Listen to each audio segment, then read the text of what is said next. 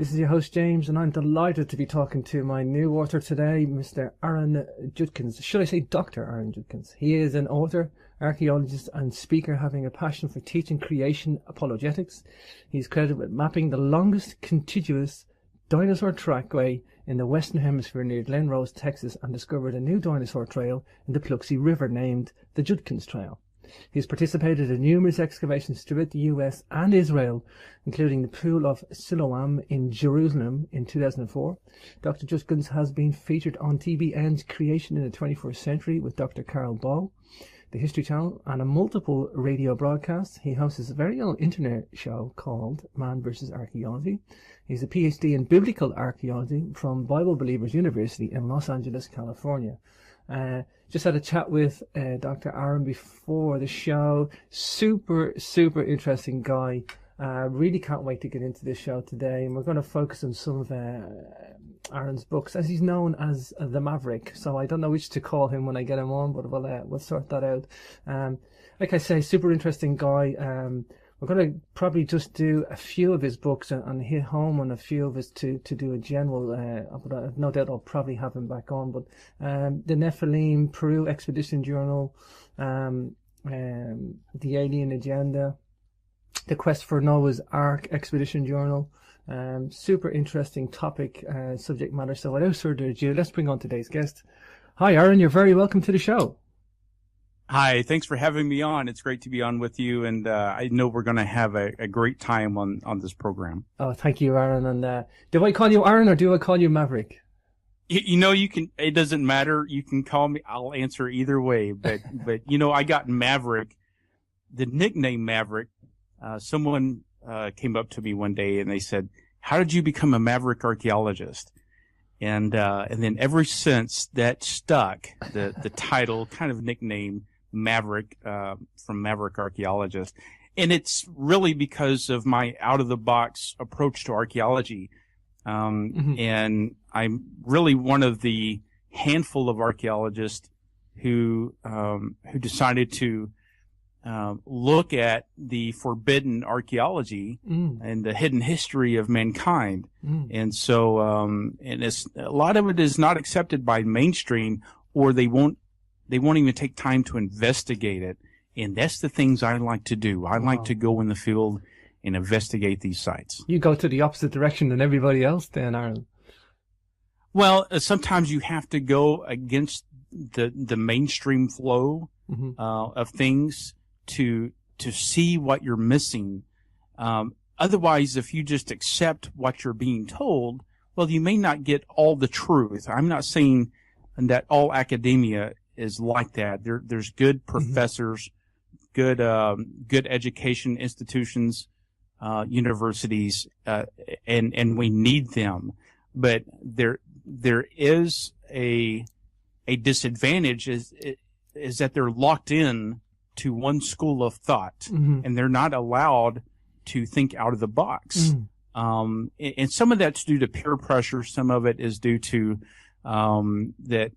to their own philosophies or their presuppositions, and that's okay. It's just that in a lot of these areas and sites around the world, we know that it doesn't really match up with the archaeological empirical evidence that we're finding in the field. And that led me on a quest. Why is this different from what I have been told? And from that point, it led me on this journey. Well, you know, it's nice to hear you talk like that as well, Aaron, because I've had Michael Creamer on the show, and like he says as well, he talks about mainstream academia in a positive light. I mean, he doesn't speak disparagingly of the institutions.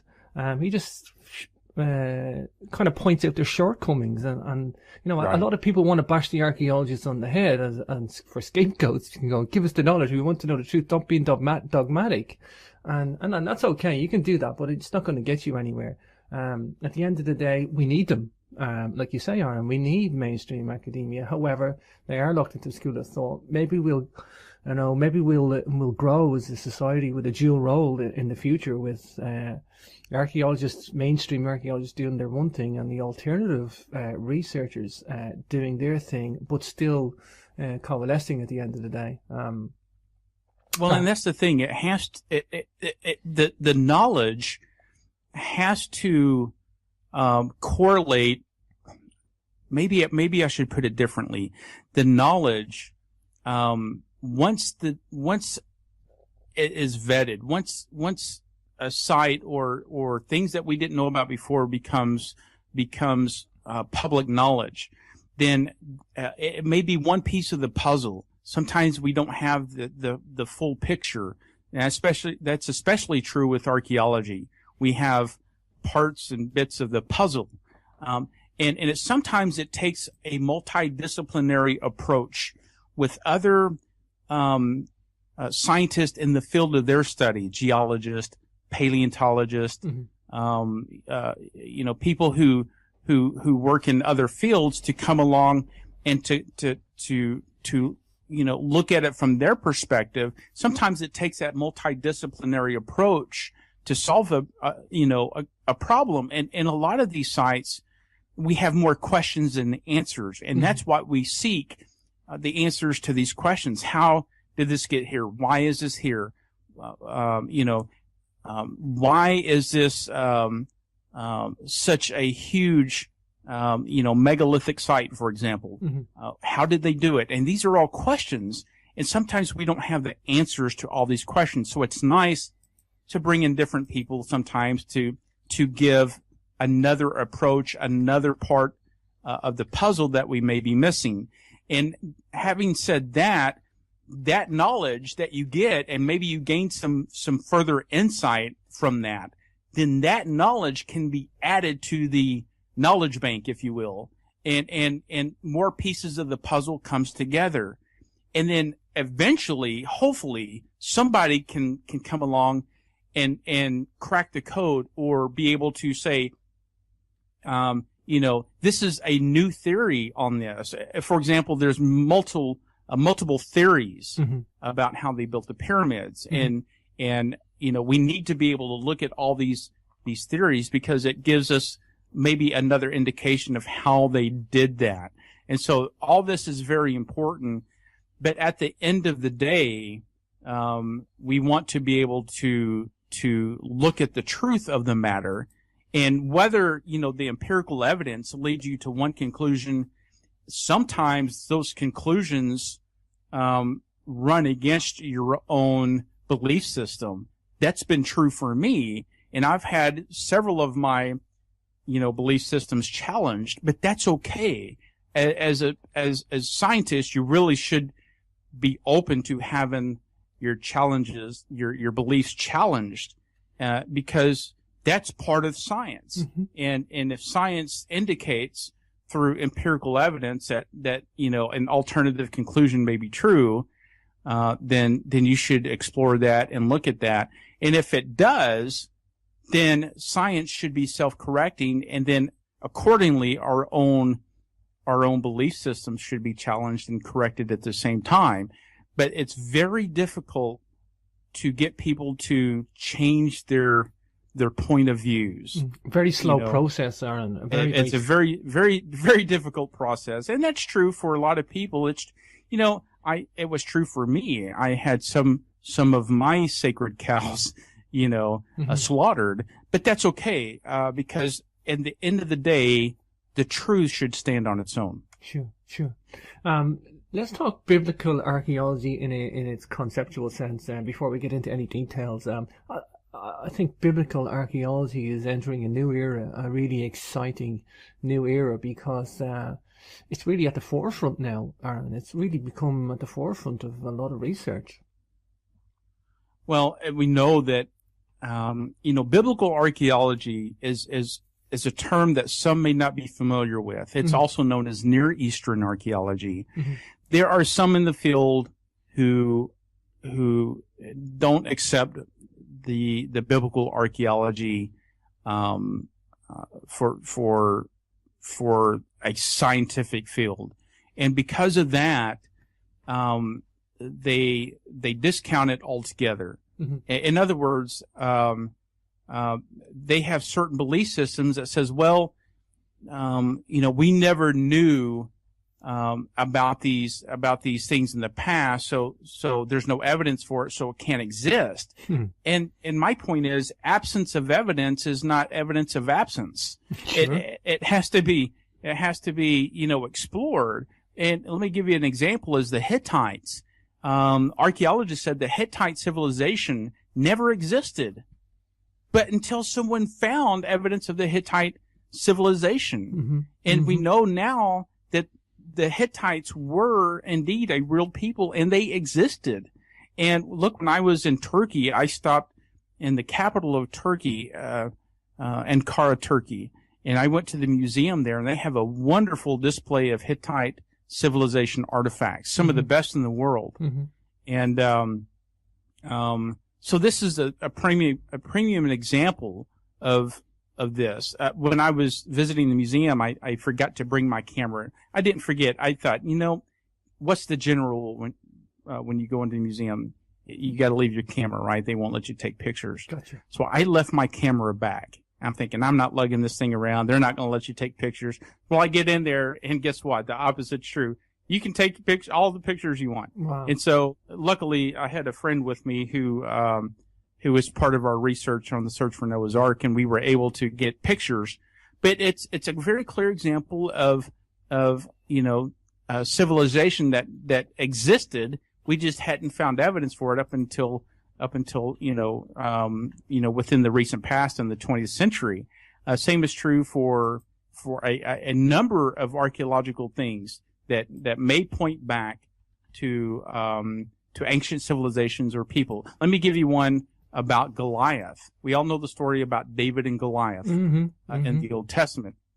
And a lot of people said King David never existed. A lot of people said Goliath never existed. Now, I've researched this on both ends from an archaeological point of view and from the view of researching and being on the trail of the Nephilim. It's interesting because in archaeology, we have found evidence of both. First, King David in Tel Dan in northern Israel. Oh, yeah. And on a slab of stone. The stele, yeah, the Tel Dan stele. Yeah. That's right. And written on that is evidence of David's name, the House of David.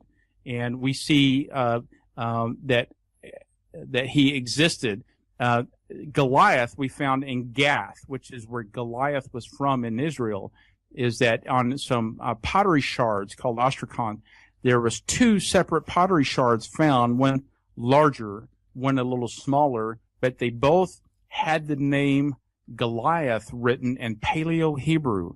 So we know, that there's evidence for these things out there. It's just that they have to be explored, and that's why I go and do these things. Is I look for, go to these sites in the field doing the research, because if we don't go, we won't know, and that's part of the big reason why I went on the search for Noah's Ark as well in eastern Turkey. Sure. I know from my own personal research with an open mind that the biblical scriptures have been proved from archaeology on many accounts. I can't. There's countless examples to name a few. The Tel Dan stele one. But yeah, I mean, I don't know how many counts now that the biblical scriptures have been proved to be true. But again, I don't know why people don't accept this as a science. I don't get that myself, Aaron. It's because there's 2 point of views on this. One is called a biblical minimalist. The other is called a biblical maximalist. Now, the biblical minimalist point of view are often from secular scholars or academia, archaeologists, who refuses to accept that any part of the Bible may be true. And the other part of that equation is they claim that, okay, well, archaeologists who do work in the field of biblical archaeology have a Bible in one hand and a spade in the other hand. And that's not necessarily true, but it goes to show that the diametrical points of view is that one group believes that that nothing in the Old Testament can be true, when in archaeology it has been verified not just in the land of Israel, but outside the land of Israel in other lands, in Egypt, in Jordan, in Saudi Arabia, in multiple areas, especially in Iraq and Iran, ancient Mesopotamia, ancient Persia. And we see, that these sites over in ancient Persia, which is Iran, in Iraq, we see a lot of these sites being destroyed. We know about, the recent news of ISIS going in and destroying some of these artifacts. So we know that these things are true, but there's archaeological evidence that's found that point back to kings that have ruled in Israel, letters, the Armada letters that had been found. There's the Mernatal stela that references one of the kings of Israel. And so we see that this is all outside of Israel, and it all confirms extra biblically that indeed these historical accounts are true. Wow, it's so funny, Aaron. That's bizarre. I just did a show 2 hours ago, and I mentioned about I was in the British Museum last weekend looking at the Amarna letters. Some of the texts. I was explaining the Amarna letters. How ironic. I think. For me, I think one of the most exciting things, discoveries of this century is the Dead Sea Scrolls, with references to the Book of Enoch. Perhaps we could maybe comment on that, Aaron, before we get into some of the books you wrote. Yeah, well, that's true. The Dead Sea Scrolls, look, a lot of things in archaeology has not been found by professional archaeologists. Things that have changed the course of sciences have often been found by people, by lay people. Farmers, people that are going out in their daily business. This is true for the Dead Sea Scrolls. A couple of Bedouin shepherd boys were herding their sheep and goats, and one of them got up in one of the caves in Qumran, and to spook it out, they took a rock and they threw it up in the cave, hoping to spook the animal out, and they heard a crack of pottery. Wow. Breaking. So they decided to go up and investigate, and that's how the Dead Sea Scrolls were found. Awesome. They were found in multiple caves throughout the area of Qumran, which is near the Dead Sea in Israel. This find was one of the most spectacular archaeological finds ever. It changed the course of archaeology, of what we know, and that's what science does. It changes what we know from what we've known in the past, and whatever that that evidence, when that comes to light, it should change our knowledge about the thing, and it takes us in a whole new direction. This is true for the Dead Sea Scrolls because it confirms every book in the Old Testament, with the exception of one, and that's the book of Esther. We don't know why the book of Esther wasn't included, but every other book of the Old Testament was found in the Dead Sea Scrolls. Multiple copies, by the way. The most prolific copies being the copies of the book of Psalms and the book of Isaiah, especially the book of Genesis. I've got an entire replica of the Dead Sea Scrolls of the book of Isaiah in my office. Wow. And it's a complete copy. And what's important about that is that some of these scrolls are written in the old Paleo Hebrew. Some of them are written in the modern Hebrew. Now, the old Paleo Hebrew went out of favor in about 500 BC, but some of them are written in the old Paleo Hebrew. Some of them in the modern block Hebrew. But the point is that these scrolls, even in the Hebrew language, have been confirmed to be very accurate in the from the Hebrew to the Old English translations of King James in 1611. Really? And then from there to the modern King James versions. And you can see, with the exception of transliterations, the Hebrew is a very specific language, and so in English we may not have a word for that, and so it's transliterated.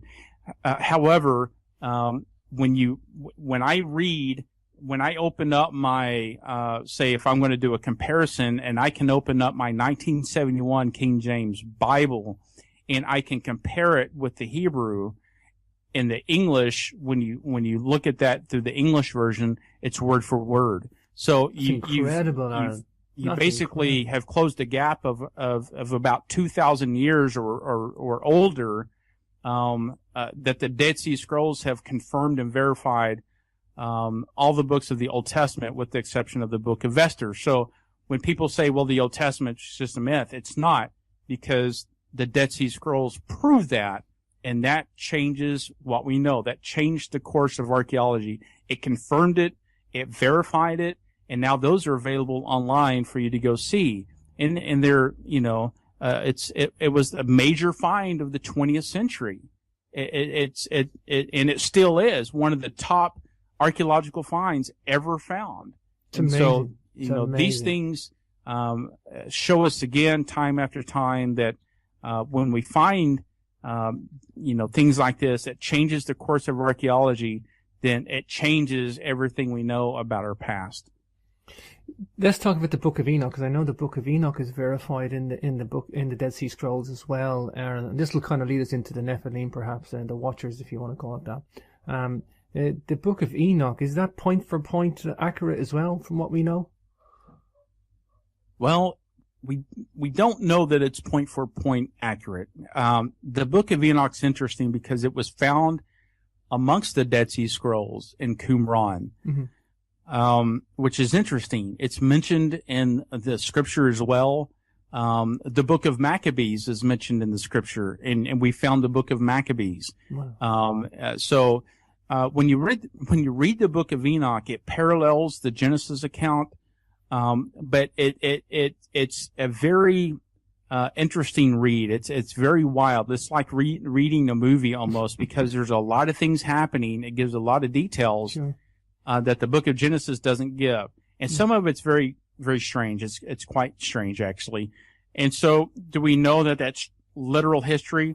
We don't know. It could give us some insight into those days that was going on back in the days of Genesis 6, especially during the days of the Nephilim. Can we use it as doctrine that, we can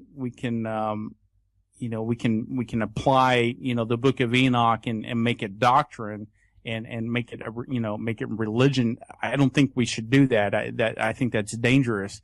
But one thing we can do is maybe get some historical insight. Mm-hmm. Would I bank that all of that is historic, true historic, accounts?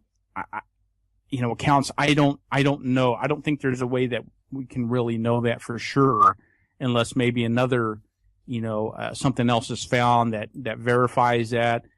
But when you go back and look at Genesis 6, you have to understand that those days were different than what we understand now. You're talking about, this is all before the flood.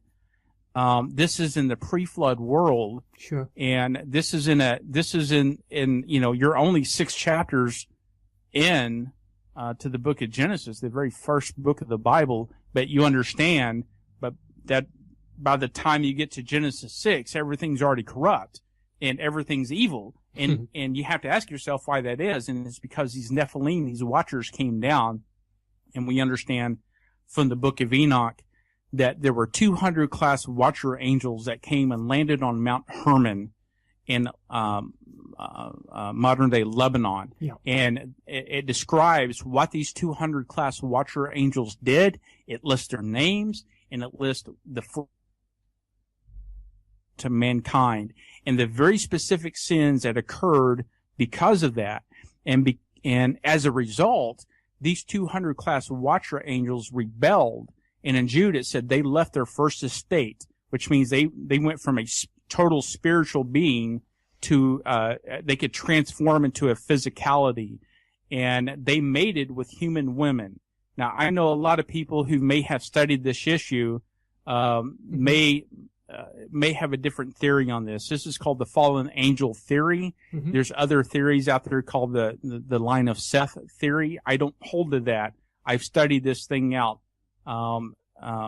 countless hours in research when I wrote Alien Agenda, The Return of the Nephilim, and we talk about this in that book. But you have to understand that normal men and women do not produce an offspring of giants. I'm not talking tall men with a disease called acromegaly, where they have a overgrowth, an overstimulation of their anterior pituitary gland that causes them to grow abnormally large. Sure. We all know Andre the Giant, the wrestler from the 1980s, and made famous in the movie Princess Bride. He suffered from acromegaly, and a lot of times these people who have this disease, they die young, often of heart failure and other health problems. We're not talking about that. We're talking about a specific race of giants who were half human, half fallen angel. They were called the Nephilim in Hebrew, which means the fallen ones. And these guys were evil in origin, and they were, they were very,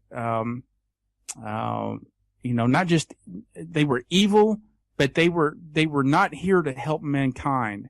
They had an alternative agenda, and that agenda was to pollute the mankind, the gene pool and the DNA of mankind. And when you ask why they were doing that, is because they knew at some point that there would be a Messiah that would come.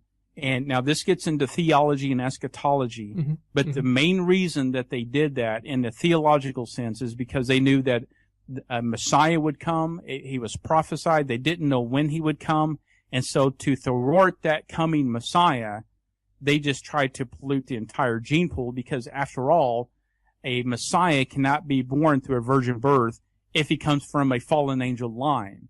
And so that's one of the very first attempts to thwart the coming Messiah. We just celebrated the Passover and Easter and across the world, and Easter is obviously about the resurrection. So so we see that from a theological point of view, for people who are interested in that, that there is a reason that they did that. But it's also interesting that the Nephilim were supposedly all wiped out in the flood. But then we see them return in Numbers 13:33, and they're back again, and they're different races of the Nephilim.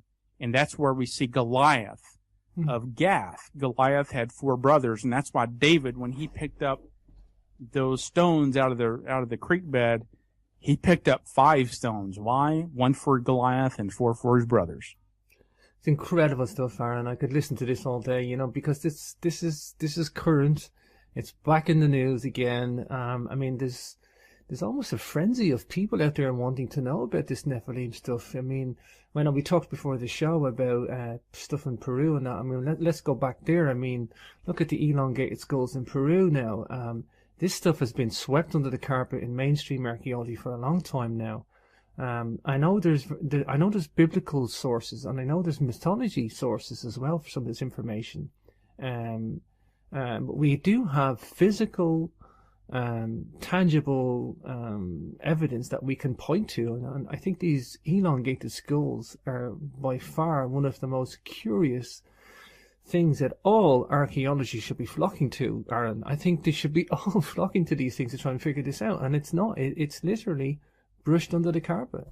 Well, there's a handful of us that have taken time to go to Peru. I was honored to be invited by L.A. Marzulli, who you've had on in the past. Oh, great guy. And L.A. asked me to be one of the consulting archaeologists to go to Peru and investigate these elongated skulls, along with Chase Koleski, who was our field forensic investigator, and Joe Taylor, who is a paleontologist, and we got permission to mold and cast these elongated skulls out of the Paracas Museum. You can't take the real artifacts out of Peru. That's against against the Peruvian law and antiquity law. But you can cast them and mold them and make copies. And we did that. We were down in the Paracas area for about a week at Senior One's museum. And my job was strictly to study the skulls from an osteological point of view. Sure. And that entails measuring them, looking at the cranial volumes, measuring those, and then, you know, putting the science to it and see what we get. And that was my job. Chase Kleske and Joe Taylor assisted me in this process, and it took a team to do this work.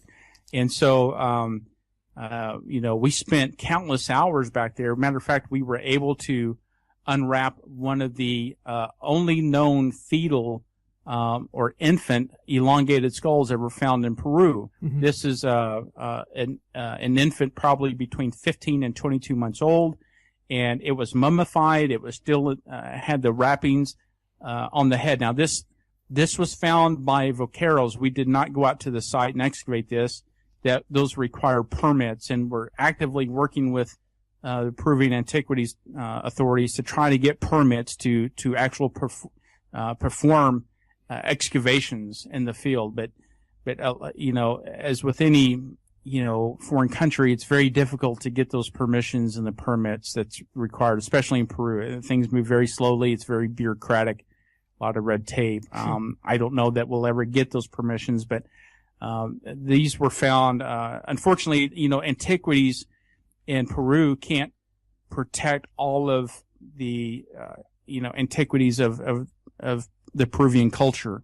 And so a lot of these sites get looted by vaqueros or the tomb robbers because they're looking for artifacts they can sell on the black market, which is very unfortunate, because a lot of things get destroyed in the process. There's no, you know, actual excavations going on. These guys are just throwing up bones up on the surface. They're looking for artifacts.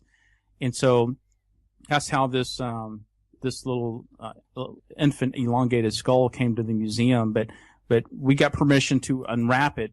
It's probably 2,000 years old, and we got to unwrap it for the very first time. It saw the light of day for the first time in 2,000 years. Incredible. It took us hours, 6 to 8 hours, to unwrap this very carefully, very delicately unwrap this mummified wrapping around the skull. We think it may be royalty because the complexity of the textile and the colors. There was little crabs embedded and woven into the textile that was wrapped around the head. Mm-hmm. Very delicate, very high precision, high level of quality of textile. And we know that the Paracas culture, which is a pre-Inca culture, was very noted for their textiles. But this little infant skull, just popped out at us once we unwrapped it. And, of course, this is one of the things I studied. It had auburn red hair, which is curious. Peruvians don't have naturally red hair. They have black hair. So we have to look at that. And all these things are documented on Watchers 8. If you go to the website, aaronjudkins.com, you can see the trailer up for Watchers 8. Awesome. Or you can go to lamarzulli.net. But Watchers 8 is now available, and that chronicles everything we did in Peru, plus a lot more on there. It actually shows us unwrapping this infant elongated skull. But that's part of the work that I do. The report that I wrote about the skulls is a report that I wrote in a chapter for L.A. Marzulli as well, On the Trail of the Nephilim, Volume 2. Sure. And that is now out. On the Trail of the Nephilim, Volume 1 and Volume 2 is out. I've written chapters in both of those books. And then it's also included in my Peruvian journal, The Mystery of the Elongated Skulls. So a lot of this work is still ongoing. We can't make any definitive conclusions at this time because we don't have enough information. We need more information. We need to perform actual excavations if we can. We need to study more skulls. We need to see why these anomalies are occurring. There's some anomalies in the skulls. Does it mean that they're Nephilim? As an archaeologist and a scientist, I don't know that I can come out and say that they're Nephilim. Mm-hmm. I can say that there's a working theory that possibly these are Nephilim related. Is it for sure? We don't know. Now, I know there's a report that says that the DNA has looked at that. That was from a prior sampling done before our team got there from a different skull. And so I'm not sure about that. I can tell you that there are others out there who can tell you about that. But from the work that we did, It needs to be ongoing from a body of knowledge, that we can put together, but it requires more study, and that's where we're at. Hopefully we'll have an answer to these things, why there's an absence of a sagittal suture. When I wrote my report, if you get the book and you read the report, you'll notice it's very objective, very scientific. Because even though I have my own personal opinion about the Nephilim, obviously I do. I wrote a book called Alien Agenda, Sure. The Return of the Nephilim, Sure. And I do believe that archaeology has confirmed the existence of the Nephilim. But in my report, you'll notice it's very scientific, very objective, and that's the way it should be when you're writing a scientific report. It should be very objective. You should keep your own, presuppositions and opinions out of it, and simply let the data do the talking. And that's what I did in this report. Wow, and that's it. From an outsider from the field, Aaron, looking in, I see the data doing the talking. I got my own opinions too, and it's like, because I'm looking at the data that you guys are out there providing and researching and writing up on, and it's talking to me. The data that I see, and it's still coming in fast. There's still a lot to be done, as you say, but the data is starting to speak for itself. And I know that you guys are doing a great job. I mean, LA and for On the Trail of the Nephilim too. Great pioneering research that he's doing, and great to see somebody that's out there passionate and just not sitting around. He's taking up the position to go and look for this stuff and search, and I commend LA on his work, and great to see him network with other people too, Aaron. I think that's the most important thing that LA does, is he networks with other people. And he's not holding himself as the pinnacle of all this research. He networks with people and synthesizes other people's work, and that's where you see great research being done, Aaron. I think let's talk about the skulls from some of the data. I mean, how big are these skulls compared to a normal skull in terms of volume, cranial volume? Oh, okay. Well, it's interesting. I studied specifically 4 skulls that LA wanted me to look at and study specifically. Mm-hmm.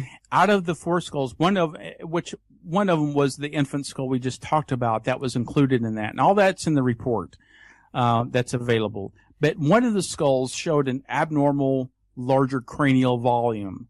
The rest of the skulls, I'm trying to think, skull number 2 or 3 in the report showed an abnormal larger cranial volume.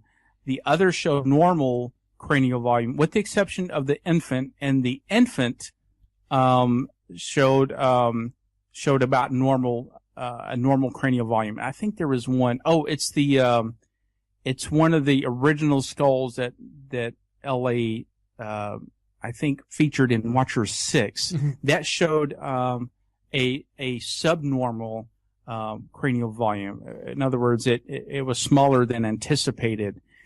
So one showed smaller volume, 2 showed normal volume, and 1 showed a larger volume. Why is that? I don't know. In other words, does cranial volume have anything to do with how smart they were? Some research says no, that is not true. Others say yes. The question is why are they larger? We know historically that the Proctus culture did practice cranial head modulating. It's called cradle headboarding, and this cradle headboarding, there were several techniques that they used. We know that they did that. Now, does that answer for the anomalies that we see in the skulls? And the question is, well, we don't know. Some of the anomalies, such as the larger cranial head volume, there's research that indicates cradle boarding does not produce larger cranial volume. It doesn't change the cranial vault size at all. And so we have to ask, why is the cranial vaults larger in some of these? Why is the sagittal suture that divides the parietals, why is that absent in some of these? Some suggest that if you cradle headboard with pressure, it abnormally puts additional force on the suture, and that prematurely fuses. So some of them have no, there's no evidence of the suture being there at all. And then some of them have, in the back of the sutures of the skull, some of them have extra bones back there called Inca bones. Wow. And some of them have multiple Inca bones in the back. You and I probably don't have that. Mm-hmm. Some of the early indications also indicate that there may be a Polynesian link as well. I include that in the report as well. So there's a lot of information that we don't know, but we do know that, if the Nephilim scattered, they were back, after the flood in Numbers 13:33 with different races of Nephilim. You have the Rephaims, the Zumims, you have the Anakims. Mm-hmm. So you have all these different races of giants that are in the land, and they're not just tall people. These are giants with 6 fingers and 6 toes. Some have double rows of teeth. Some have red hair. We know the Native Americans in North America have claimed in their legends that there were giants in the land here in North America before they were here. The Choctaws, the Comanches, the Apaches, and even the Paiute Indians. There's a cave in Nevada called Lovelock Cave. And what's interesting is they found giant remains in this cave. And one of my friends got to go in the museum. And as you know, where were they found? Just take a guess. They were locked up in the basement of the museum. Oh, yeah. They were not on public display. But my friend got pictures of these skulls. And we've got them in the book On the Trail of the Nephilim, Volume 1, for you to see. It's interesting. They're still there. When I tried to get back in and go look for myself, they refused me, access to the skulls, because word was getting out and they did not like the publicity. And so they just, denied me access to even see the skulls. So it's interesting that once information starts getting out that does not line up with the general, mainstream accepted, viewpoint, then, information begins to be squelched. And that's what we see here. Interestingly enough, in that cave, at the mouth of the cave and the foot of the cave were found 2 pestles. Now, what is a pestle? A pestle is, a stone that they used to grind either corn or mesquite beans or something. It's a tool, but it's a stone tool, and they used it to grind corn or whatever they were grinding with. And that's the top tool they would grind. The bottom stone would be the metate that they would use to grind on. That would be that stone. But these pestles were, they're elliptical, some of them are long, and, normally when you find a pestle, here in North America from the Native Americans, they're about the size of your hand. They're very light and they're easy to use. Now, what I'm about to tell you will blow you away. These pestles, one weighed 25 pounds and the other weighed 40 pounds. Whoa. Each. And you have to think, a little Native American woman grinding corn for the mill would not be able to handle a 25-pound pestle, much less a 40-pound pestle alone. And it's incredible, Aaron. Those are at the museum as well. That would require someone of very large stature to handle that kind of weight. And we know the Paiute Indian legends say that there were giants that they had contention with because they were cannibalistic. And they were evil, and the Paiute Indians couldn't fight them physically. There was no way to defeat them, so they basically trapped them inside the cave. They threw a lot of trees and things inside the cave and set it on fire. And as the smoke entered the cave, and as they came out, they ambushed them with bows and arrows and lances and began to kill them because the Paiute Indians were very, very terrified of the red-haired giants. So that's just some of the things that we know about in the legends of the Nephilim. But there's archaeological evidence, and certainly Lovelock Cave in Nevada is one of these. It kind of makes you go back then to Peru when you think of the airborne red hair and the elongated skulls. You tend to think of these as another race. It's very hard not to think of them as another race or hybrid or race, or it's another group of people, or it's another group of people. And what we think, one of the theories is, in the chapter I wrote in volume 1 of On the Trail, is that some of these Nephilim may have scattered from the Levant, and they went to South America. Gotcha. They went, they scattered abroad, and it could be that, even the Native Americans in North America say that there were giants here before they were here. And does that explain the mounds that we see in the Ohio, Mississippi River Valley, of these giant mounds? Some say that back in the 1800s, giant remains were found in them. My great-grandmother was half Choctaw Native American, and the Choctaw legend says that there were giants, a race of giants here before they were here. So we know that everyone knows that Columbus was not the first person to discover the Americas. There's ample evidence prior to 1491 of pre-Columbian peoples and sites in North America. That's in Central and South America. That's given. The Phoenicians, the Vikings, the Japanese, the Chinese, the Malaysians.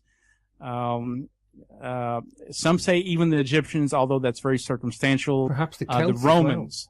As well. The Celts as well. And I can go on with a couple of more, but the point is that we know that there's evidence for pre-Columbian contact, and that's part of this whole hidden history. There's a handful of people doing this work. L.A. Marzulli, Joe Taylor, Chase Kleski, myself, authors, the guy who authored the book 1491, the new show on the History Channel, In Search of the Lost Giants, the Valeri brothers. There's another one called America Unearthed with Scott Walter, who's a forensic geologist. Those are a handful of shows that are out now, and look, they're touching the tip of the subject. There's so much more. Investigators like yourself who are going and researching megalithic sites. You and I were discussing, we've both been to Peru. What a tremendous opportunity to go see sites at Ollantaytambo and Sacsayhuaman, and these sites that are megalithic. How do they do these with 12 angle-sided stones, very oblique angles? When I first saw it, it blew me away. How did they do this? When I first stood next to the pyramids in Egypt, and I'm sure it was the same with you, but I'm standing looking at the Cheops pyramid, and I realized how small I am. Just the base stones alone, I know. 100 tons of, how did they do this? And so this is the quest for the search for the truth that I love. I'm passionate about going and look, whatever the answers are, I don't care. I don't try to convince people of anything. I try to present the evidence. Sure. Because the evidence speaks louder than what I ever could convince people of. I simply let the evidence speak for itself. And I try to just let people make up their own mind. And if they disagree with me, that's fine. It's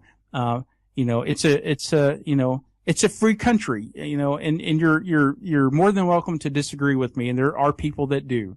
And that's fine. There are people who disagree with me. I researched the Los Lunas stone, called the Mystery Stone or the Decalogue Stone, in the deserts of New Mexico here in America.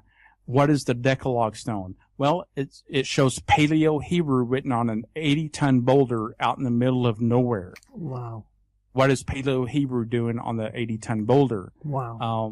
And it's Decalogue means it's the abridged version of the Ten Commandments written in the old style of Hebrew. Remember that language went out of favor in about 500 BC. Incredible. So who knew how to read and write and communicate in Paleo-Hebrew. Not very many people do. Yet this stone has Paleo-Hebrew with the abridged version of the Ten Commandments. What is that about? Who did that? Was it the Phoenicians that sailed over here and maybe did it? Was it something else? I went over there and extensively studied that site and produced a documentary called Hidden Mountain and the Lost Luminous Mystery Stone, available on my site. Wrote about it in my blog as well. But it's very interesting because it takes people and researchers to go in the field and to study these things. And that's what I love to do. I love to go out in the field and research this for myself, and then just, let the information, put it on the table and present it. But it should be put on the table, up for discussion. Incredible. You mentioned the Levant in there, that perhaps these Nephilim tribes were scattered from the Levant, and it's something I've seen from my own, and I often think about this. You have the dolmen megalithic structure all across the Levant, but you also have it at the other end of Europe, in Ireland. In Britain, you have it all across Western Europe. It's one of the most iconic megalithic monuments there is. And I somehow think, I don't know whether to think that they were in the Levant and they scattered, or they had pockets of Nephilim tribes across Europe, and that was their operating territory, perhaps with the capital in the Levant. Interesting. Yeah, interesting. Because what I find, and this is from a scientific, I know that some of the oldest dolmens that we have date to places in Ireland of 5400 BC, Aaron. So we know we have carbon dating from Carroll Moor megalithic cemetery, and they say megalithic cemetery because they built these dolmens, cremated the remains outside and scattered the remains inside, and they aligned them with the same type of alignments and all across. So there then is a gap of 1500 years, and then we have the same type of structures appearing again. No explanation why. And these are the mysteries, and these are the mysteries that bug me. And I just know it's from researchers like yourself that when you look at this from another perspective, that perhaps there was Nephilim tribes, and perhaps the same people that were in Europe and the Levant, they just left, and for whatever reason, persecution, that they then went to America and started up these mounds over there. I'm fully convinced there's a definite link, and I'm fully convinced they can see evidence of it. But I think the story is fragmented and complex. And it's only, like you say, by getting out to the monuments and getting people to do the research, and there's a growing number now for sure, that people can synthesize the data, and they can say, well, that matches and that doesn't, and oh, well, that looks interesting, and it's only in doing that. You're probably not even aware of this, Aaron. Do you look at mythology? Do you look at mythological sources for data? We wrote about it somewhat in Alien Agenda, The Return of the Nephilim, mm-hmm. about the Greek Titans, mm-hmm. and how the Titan mythology is actually embedded in a grain of truth, mm-hmm. in the Nephilim. Mm-hmm. And so we know over time this gets lost to relegated to legend and myth. Mm-hmm. But when you look at the thing, there is a grain of truth to it. Mm-hmm. And you go back to the very beginning, and you see that in Genesis 6 that there were the Nephilim, these giants, and I think that's where the Greek Titans come from. So we do research that in the book, but I know there's a lot of other things that could be explored in mythology, but I don't research much of it in detail. I'll leave that to other people to research in the mythology. Mm. The reason I ask, you probably wouldn't be aware of this. In Ireland, we have these ancient Gaelic Irish books. When it's translated, they're known as the Book of Invasions, and they talk about all the people who came to conquer Ireland, of which there was 5 groups. One of them were known as the Fir Bolg, which were the men of renown, or the giants, and they even said that there was 20,000 of them living on the island of Tory, which is just over the water from here, at the very top of Ireland. It's a small island, and they even said that there was 20,000 of these giants living there. And I just see this something, and like you say, there's a core body of truth to a lot of this mythology, whether you're talking about the Greek, the Norse, perhaps the story's been corrupted into legend then after that, but I think there's definitely a grain of truth. Perhaps these Nephilim tribes was the source of all this material. That's interesting. I did not know about that. yeah, I love to read about things like this. I think it's interesting because there's, like I said earlier, there's pieces to the puzzle that other people can bring in and layer in. It may be that, this is another piece that, I simply wasn't aware of, but it takes, that multidisciplinary approach and other people in the field like yourself that explore these things and bring that knowledge back to the table and said, well, this is what I found. And I think it's interesting. I love to study, all of it because, there's, you can learn no matter what. You can learn, Sure. So I think it's fascinating. I'm the exact same as you, though, Aaron. I mean, I'm not the biggest on mythology, but I just think they're very interesting aspects once you have just looked at all the archaeology data. It's like the icing on the cake, if you want to call it that. Yeah. I know we spoke about Malta before we started the show, but just for the listeners, I mean, have you looked at Malta, these strange skulls in Malta? Have you got any research into that? No, I've heard about these skulls. One of the producers for our upcoming film Finding Noah actually lived in Malta. Oh wow. And he was telling me about these skulls. I don't know anything about them. I haven't been there. I just recently learned about them. I do know that they exist. That's one of the things I would love to go do, but I have so much other on my plate that I would love to get back to Turkey. I would love to get back to Peru. But if there's any truth in the thing, I think we need to investigate that. I know that other people have been there and looked at that. I think it's interesting because if there's a tie that can be made to the Nephilim, or if there's a tie to even the Peruvian elongated skulls or the Polynesians, etc., I think we need to find the common denominator, and maybe that would be part of that missing puzzle. But it's certainly interesting that they're found in Malta. There's a lot of interesting things in Malta. Malta is off the charts, Aaron. Yeah, I mean, it's so crazy. far off the charts. It really is. But yeah, I mean, I think these skulls in Malta, again, they're kept in the basement. They're not on public display. Anybody who asks about them, it's like taboo. Who are you? Why do you want to know these answers? It's like, and like I say, that's the problem with academia.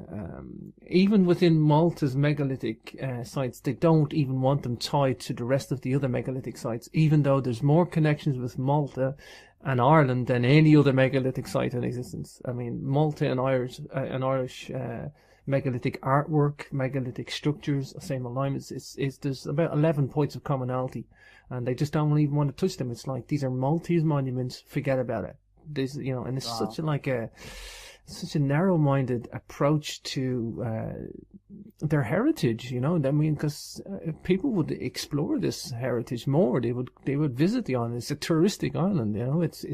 That's their main income, tourism today. Right. But it's something, it's something that you just don't get to do. Again, it's the academia problem. It's a strange role that has to be played, and it is. It's like a role. Academia does one thing, the alternative archaeology or stroke science does the other thing. Then there's a clash, and then things settle down, and then it's a very long, drawn out role. And it is, and you have to expect some pushback by those who don't want to consider there's an alternative explanation. So it's not surprising when things are locked away in basements and you may not have access to them. It's not surprising you go to a site and can't get access to it. And it's very disappointing when that happens. I can tell you from firsthand experience that that's happened to me more than once. But I think it's also important that that you're truthful about your work. And so if I can't get access through the normal channels, I may try an alternative way.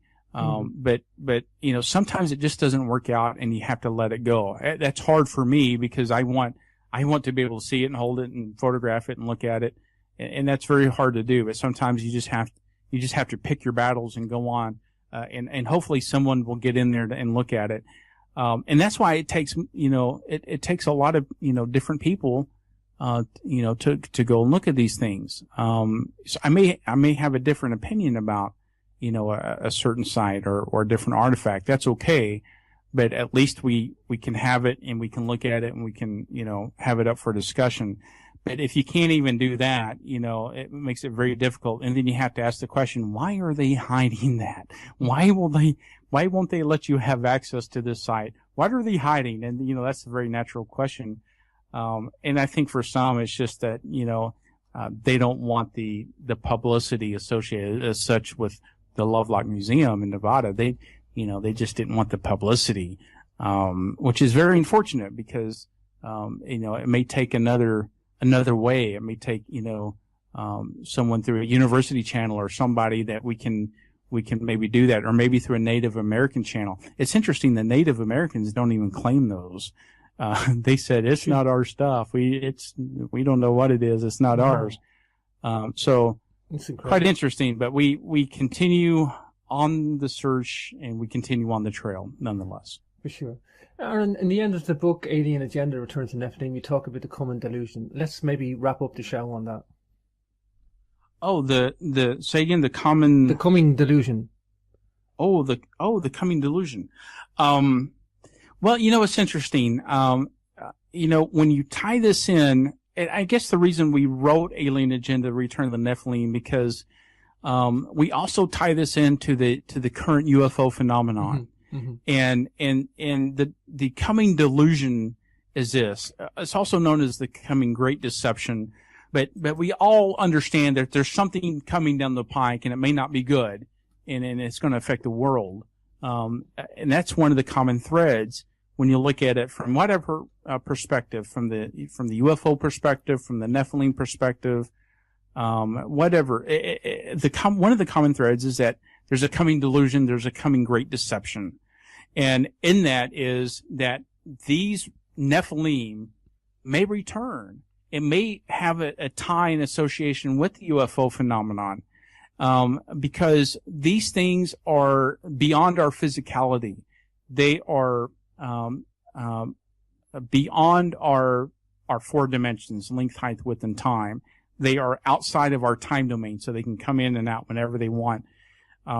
Does it have anything to do with the UFO phenomenon? I think so, because they're very deceptive. Mm-hmm. They have a very deceptive role, and they have very alternative motives. One of the messages is that we're here to help you, when the opposite is true, that they've shown time and time again. Very true in the Travis Walton case. They took him by force. What are they doing? They're corrupting the seed of mankind again. Not exactly like they were doing in Genesis 6. Sure. But they're doing it, they're taking people against their will, by force. They're losing time. They're losing hours of time. In Travis Walton's case, he lost a week of time. They started a murder investigation case on him, until he popped up a week later. And he was found, very confused, naked, completely naked, and traumatized. We know that, time and time and again, this seems to be the case. We don't really get into abduction cases in the book. We talk about one, but the main thread is that if this is associated with the deception, that the deception is this, is that at some point disclosure is going to happen. Disclosure will happen. And people will believe that they're here to help us and that they're good. And my personal opinion is that they're not ETs from other planets, that they've been here all along. They're on this planet, but they're not necessarily within our physicality. Mm-hmm. They're beyond that. Mm-hmm. They can come in and out of that's why they can defy the laws of physics as we know them. But I don't think they're here to help us. I think they're here for a whole different reason, and that's because they're taking seed again, and they're possibly mixing that seed with God knows what, and it could be leading up to this whole last days Armageddon scenario that's played out in the book of Revelation. Now, that gets in, again, to theology and eschatology, and some people, maybe just, brush that off. I don't, because I think there's something to that. I think there's a lot of, we just had another blood moon, phase. Oh, yeah. And so a lunar eclipse, we got one more to go. I think it's in September, but something happens around those, and it plays out. It seems to all play out in the Middle East, and especially around Israel. And could all this be leading up to the last days, to the end times, and to where everything happens and comes to this whole point. Some call it World War III, but we know that, the geopolitical situation in the Middle East is very volatile right now. Oh, yeah. And you have to understand that this all goes back to thousands and thousands of years ago. This is nothing new, but in the end, I think there will be full disclosure. And when that happens, I don't think they're going to be here for our best interest. I think it's prudent to be wise, to guard yourself, to be prepared, and not to accept, just whatever. I think we need to be very wise, about the things that we hear, the things that we see. But I don't think I think we need to guard ourselves, to guard our hearts, because in the end, if deception plays a key role, like I think it will come back to be much, much worse than we ever expected. And that may be true. These guys may be coming back. The return of the Nephilim, these guys may be coming back in that whole last day scenario. Is that true? Can I say absolutely that they are? No. I'm not dogmatic in my position at all. I'm very open, about it, but I'm saying that's where I think it's all leading to, and it's not going to be all that good. Incredibly interesting what you said about there. It's not necessarily just a purely physical element to this. Like the Book of Invasions I mentioned, they talked about the Tuatha De Danann, these group of people who also became then the people of the mounds, that they were able to walk between worlds. They could go into the other world. That's what they wrote. And if you read the ancient Irish text, they almost read like the wildest science fiction. However, it's 10th century, dating back to at least the time of the Celts, 1500 BC. And it's like, how could you make up science fiction today in that era? Incredibly interesting, Aaron. The whole show has been incredibly interesting. It's I commend you on your work too, Aaron. I really do. Great to see somebody out there with this mindset to walk as the archaeologist and to explore these concepts with an open mind and keep a clear, honest approach to the whole thing, and that's great. And like I say, Aaron, the Quest for Noah's Ark, Peru Expedition Journal, and Alien Gender: Return of the Nephilim, awesome books. You can get this all at aaronjudkins.com. Aaron, I really thank you for your time today. It's been an absolute pleasure. And do me a favor, send a memo to LA and say, come to Malta. I will. I talk to him on occasion. I'll send him the note in the letter. But thank you for having me on. What a pleasure to be on your show. And, I wish you all the best. I'm sure our paths will cross one day. And, if they do, I would love to meet you over at some of these megalithic sites in Europe, and teach me a few things. Oh, sure, man. You've got an open door policy. You come stay with me here. You've got a tour guide waiting for you here. So don't worry about that. That's no problem. We can sort that. It's funny that we know so many people and we're on the same network and stuff. And it's like our paths haven't crossed. But here we are today, though. It's been an absolute pleasure, though, Aaron. It really has. And keep up the research, keep up the work. It's awesome. Thank you so much for having me on, and cheers to you and to your audience. I know you have a wonderful listening audience on Dark Matter Radio and all the other channels that you go through. What a wide reach that you have, and what an awesome thing that you do as well in your research. There's good professors, good education institutions, universities, and we need them, but there is a disadvantage is that they're locked in to one school of thought, Mm-hmm. and they're not allowed to think out of the box. And some of that's due to peer pressure. Some of it is due to to their own philosophies or their presuppositions. And that's okay. It's just that in a lot of these areas and sites around the world, we know that it doesn't really match up with the archaeological empirical evidence that we're finding in the field. And that led me on a quest. Why is this different from what I have been told? And from that point, it led me on this journey. Well, you know, it's nice to hear you talk like that as well, Aaron, because I've had Michael Creamer on the show, and like he says as well, he talks about mainstream academia in a positive light. I mean, he doesn't speak disparagingly of the institutions. He just kind of points out their shortcomings, and you know, Right. a lot of people want to bash the archaeologists on the head and for scapegoats. You know, give us the knowledge. We want to know the truth. Don't be dogmatic, and that's okay. You can do that, but it's not going to get you anywhere. At the end of the day, we need them. Like you say, Aaron, we need mainstream academia. However, they are locked into school of thought. Maybe we'll grow as a society with a dual role in the future, with archaeologists, mainstream archaeologists doing their one thing, and the alternative researchers doing their thing, but still coalescing at the end of the day. Well, and that's the thing. It has to, the knowledge has to correlate. Maybe I should put it differently. The knowledge, once it is vetted, once a site or things that we didn't know about before becomes public knowledge, then it may be one piece of the puzzle. Sometimes we don't have the full picture, and that's especially true with archaeology.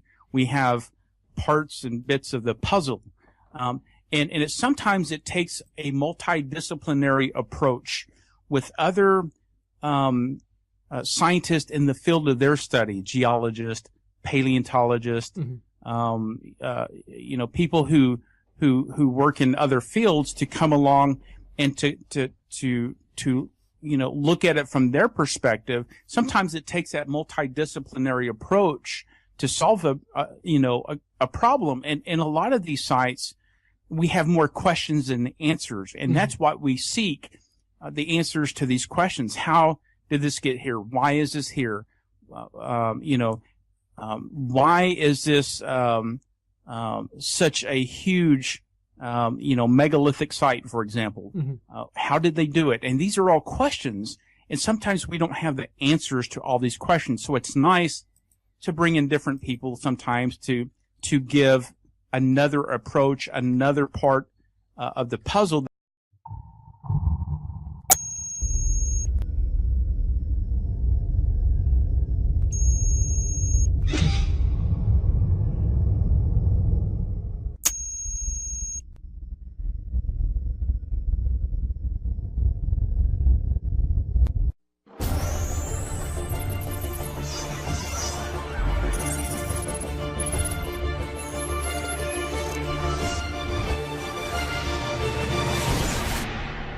This is your host, James, and I'm delighted to be talking to my new author today, Mr. Aaron Judkins. Should I say Dr. Aaron Judkins? He is an author, archaeologist, and speaker having a passion for teaching creation apologetics. He's credited with mapping the longest contiguous dinosaur trackway in the Western Hemisphere near Glen Rose, Texas, and discovered a new dinosaur trail in the Paluxy River named the Judkins Trail. He's participated in numerous excavations throughout the US and Israel, including the Pool of Siloam in Jerusalem in 2004. Dr. Judkins has been featured on TBN's Creation in the 21st Century with Dr. Carol Ball, the History Channel, and a multiple radio broadcasts. He hosts his very own internet show called Man vs. Archaeology. He's a PhD in Biblical Archaeology from Bible Believers University in Los Angeles, California. Just had a chat with Dr. Aaron before the show. Super interesting guy. Really can't wait to get into this show today. And we're going to focus on some of Aaron's books, as he's known as the Maverick. So I don't know which to call him when I get him on, but we'll sort that out. Like I say, super interesting guy.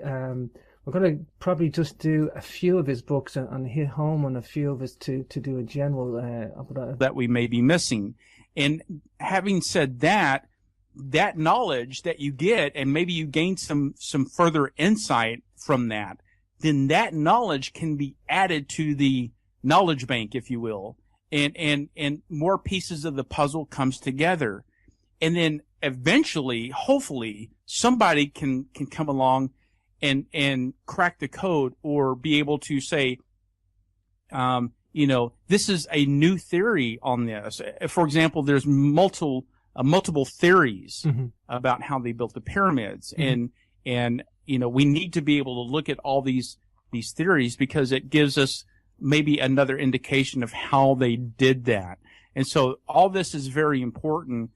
But at the end of the day, we want to be able to look at the truth of the matter, and whether, the empirical evidence leads you to one conclusion. Sometimes those conclusions run against your own belief system. That's been true for me, and I've had several of my, belief systems challenged, but that's okay. As scientists, you really should be open to having your challenges, your beliefs challenged, because that's part of science. And if science indicates through empirical evidence that an alternative conclusion may be true, then you should explore that and look at that. And if it does, then science should be self-correcting, and then accordingly our own belief systems should be challenged and corrected at the same time. No doubt I'll probably have him back on, but the Nephilim Peru Expedition Journal, the Alien Agenda, the Quest for Noah's Ark Expedition Journal, super interesting topic, subject matter. So without further ado, let's bring on today's guest. Hi, Aaron, you're very welcome to the show. Hi, thanks for having me on. It's great to be on with you, and I know we're going to have a great time on this program. Oh, thank you, Aaron. And do I call you Aaron, or do I call you Maverick?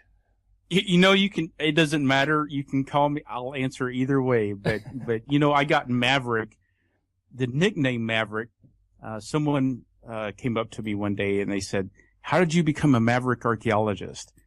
And then ever since that stuck, the title, kind of nickname Maverick, from Maverick Archaeologist. And it's really because of my out-of-the-box approach to archaeology.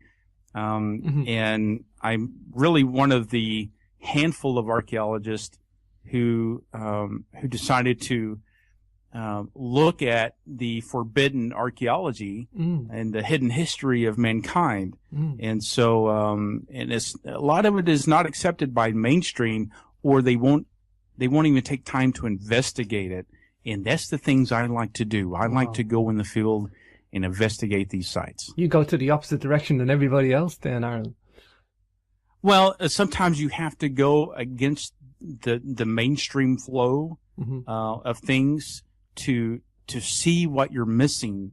Otherwise, if you just accept what you're being told, well, you may not get all the truth. I'm not saying that all academia is like